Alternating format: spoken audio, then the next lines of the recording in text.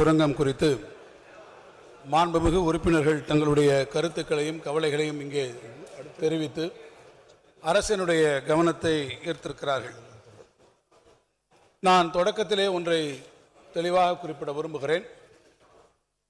மதுரை மேலூர் அருகே அரிட்டாபட்டி பகுதியிலே இந்த டங்ஸ்டன் சுரங்கம் அங்கே அமைப்பதற்கு ஒன்றிய அரசு நடவடிக்கைகளை மேற்கொண்ட அந்த காலகட்டத்தில் அந்த சுரங்கத்தை எந்த ஒரு காலகட்டத்திலும் நிச்சயமாக அங்கே அமைப்பதற்கு அனுமதிக்க மாட்டேன் என்று சொன்னவர்தான் நம்முடைய மாண்புமிகு முதலமைச்சராக இங்கே வீற்றிருக்கக்கூடிய நம்முடைய முதலமைச்சர் அவர்கள்.